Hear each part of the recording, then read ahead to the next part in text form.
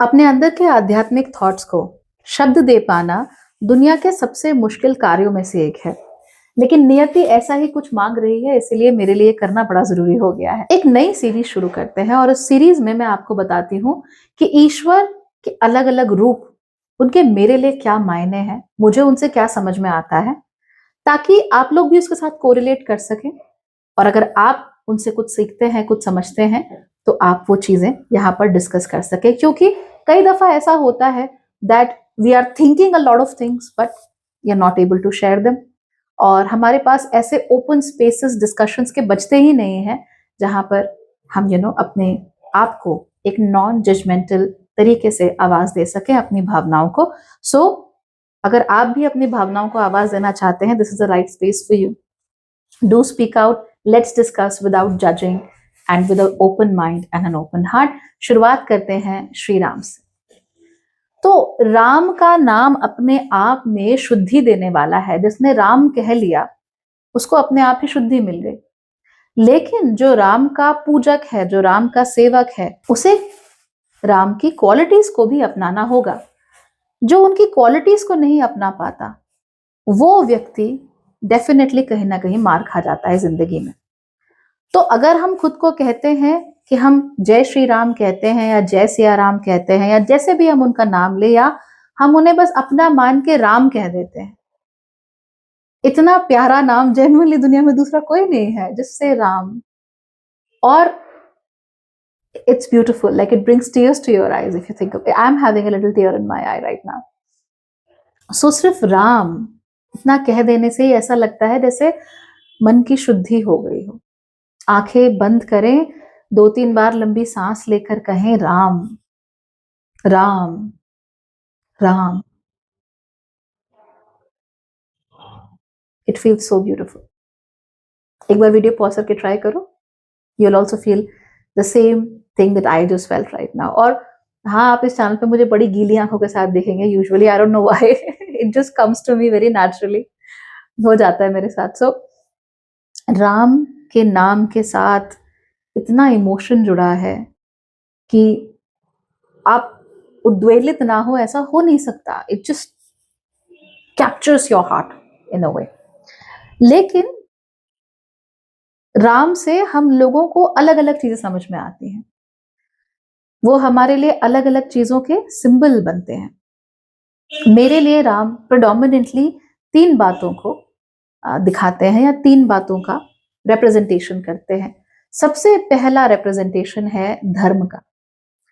अब धर्म से हम क्या समझते हैं? धर्म का मतलब रिलीजन कभी नहीं होता। वैसे तो मैं भाग्यश्री होलिस्टिक एस्ट्रोलॉजी पे भी बहुत समय से ये कहती आ रही हूँ कि धर्म को रिलीजन मत समझो। आप किसी भी रिलीजन के हो सकते हो। रिलीजन तो ऐसा शब्द है जिसका कोई आधार ही नहीं है। ये तो बड़ी मॉडर्न सी चीज है, आधारलेस चीज है ये, इट हैज नो फाउंडेशन। सही चीज होती है धर्म, और धर्म का निभा हो सकता है जब हम अपने धर्म को फॉलो करते हैं या धर्म की राह पर चलते हैं, तो हमारे आगे का रास्ता एकदम क्लीन और क्लियर हो जाता है। तब हमारे दिमाग में कंफ्यूजन नहीं रहता। हम लोग आजकल के जीवन में, और मैं इतने लोगों से मिल रही हूँ, इतना कंसल्टेशंस, इतना हमारे मीटअप्स वगैरह होते हैं, I get to know everybody is confused. हर किसी को समस्या है, हर किसी को परेशानी है, हर कोई ओवर थिंकिंग कर रहा है, हर कोई 50 उसके पास ऑप्शन भरे पड़े हैं, उसको समझ ही नहीं आ रहा है कि वो क्या करे। जब राम का नाम ले लिया जाता है तो धर्म की सर्वप्रथम सत्ता होती है, और जहां धर्म की सत्ता होती है वहां पे we want to do the right thing. हम सही चीज करना चाहते हैं, हम अपनी ड्यूटीज के साथ कनेक्ट होना चाहते हैं, जो भी हमारा रिस्पॉन्सिबिलिटी है उसके साथ हम कनेक्ट होना चाहते हैं। और ऐसे में लाइफ बड़ी सिंपल हो जाती है, कोई कंफ्यूजन ही नहीं रहता। अगर मैंने जन्म लिया है तो मैं किसी की बेटी हूं, तो बेटी होने के नाते मेरा एक धर्म है, बहन होने के नाते मेरा एक धर्म है, एम्प्लॉयर होने के नाते मेरा एक धर्म है, एम्प्लॉई होने के नाते मेरा एक धर्म है। तो मान लीजिए अगर मैं कहीं काम करती हूं तो मेरा धर्म ये है, I give my best, and when I give my best तो उसके बहुत अच्छे रिजल्ट मुझे दिखेंगे। तरक्की मुझे जरूर मिलेगी, बरकत जिसको बोलते हैं जरूर मिलेगी, और क्यों ना मिले, क्योंकि मैंने अपने धर्म का पालन किया है। जो दूसरी चीज भगवान राम के साथ जुड़ी हुई है वो है सत्य। सत्य का अर्थ क्या है? सत्य बोलना, जो सही है वो कहना, अनडाउटेडली, लेकिन उसका एक और गहरा मतलब भी है। सत्य का अर्थ होता है कि आप जो बाहर से हैं और आप भीतर से हैं, उसके बीच में ज्यादा डिफरेंस नहीं हो, बल्कि डिफरेंस हो ही ना। You are transparent. आपके इंटेंशंस, क्या करना चाहते हो, क्या पाना चाहते हो, ये सब अलग अलग नहीं होने चाहिए आपके कर्मों से। तो मैं अगर आपके तारीफ करूं तो मैं मन से तारीफ करूं, अच्छा लगा मुझे, क्योंकि this thing touch my heart. वो चीज मुझे इतना छू के गई कि मैंने आपकी तारीफ की। इसका मतलब कि मेरी तारीफ करने में और मेरे मन के अंदर जो भाव चल रहा है उसमें कोई डिफरेंस नहीं है, वो दोनों चीजें एग्जैक्टली सेम है। ये सही मायनों में सत्य है। अगर आप केवल फैक्ट्स बोल रहे हो, you just spitting facts, that's not the truth. Truth is being honest, completely honest with yourself and with others. इसका मतलब कई बार आपको ये चीजें भी बोलनी पड़ेंगी जो कि थोड़ी अनप्लेजेंट है, बट बोलना चाहिए। आप लोग कंफ्यूज इसलिए होते हो, तकलीफ में इसलिए आते हो, परेशान इसलिए होते हो, बिकॉज आपके मन के भीतर जो चल रहा है और आप जो बाहर जी रहे हो उसमें जमीन आसमान का फर्क है। और जब तक ये फर्क रहेगा तब तक आप दुखी रहोगे, क्योंकि सत्य और दुख एक साथ नहीं रह सकते। जीवन में तकलीफें आ सकती हैं। श्री राम के जीवन में भी बड़ी तकलीफें आई थी, बड़ी मुसीबतें उन्हें झेलनी पड़ी, प्रारब्ध में जो था वो उनको झेलना पड़ा, लेकिन वो सत्य से नहीं डिगे। सत्य हमेशा उनके साथ खड़ा रहा, चाहे कितनी भी मुसीबत आई हो, वो सत्यवादी ही रहे।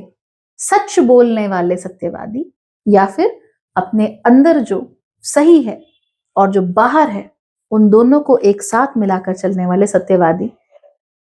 डिसाइड कीजिए। He was the second one, and that is how you truly understand Ram. जो तीसरी चीज मैं कनेक्ट करती हूँ श्री राम के साथ वो है आत्मबल।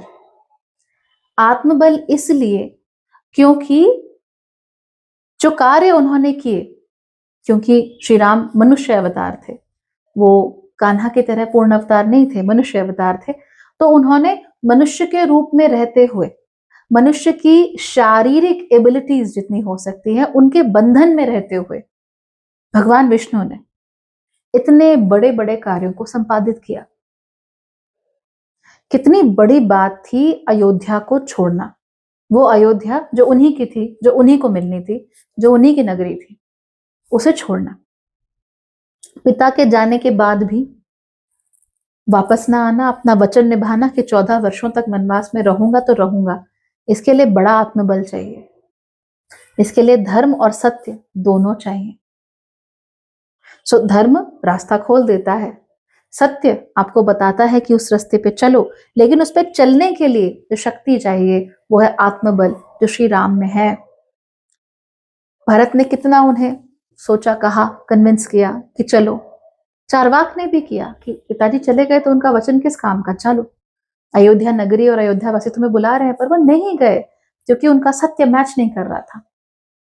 उनका धर्म उन्हें किसी और राह पे चलने को कह रहा था, तो उन्होंने वो किया। That is why he was correct in whatever he was doing. उसके बाद सीता माँ का अपहरण होना, रावण जैसे महाबलशाली महापंडित के साथ युद्ध करना और उस युद्ध में जीतना, ये कितनी बड़ी बात है। आज की डेट में हम लोग हैं, वी आर रेगुलर पीपल, क्या हम अपने से महाबलशाली किसी व्यक्ति की तरफ देख भी सकते हैं? इंटरनेट पे ट्रोलिंग जरूर कर सकते हैं किसी अकाउंट के पीछे छुप के, वो सब लोग, we are very good at that, but सामने से जाकर चैलेंज करना सही के लिए और उस चैलेंज को जीतना, ये आत्मबल हर किसी में नहीं होता है। उसके लिए तो राम बनना पड़ता है, और राम तभी बनते हैं जब धर्म और सत्य की विजय होती है। सो जिस व्यक्ति में आत्मबल नहीं है ना, उसके पास आइडियाज कितने भी अच्छे हों, कितनी भी अच्छी बातें कर लेता हो, उस व्यक्ति का कोई मायना नहीं है जिंदगी में, कोई वैल्यू नहीं है उसकी जिंदगी में, क्योंकि वो अपनी राह पर चलने की क्षमता ही नहीं रखता।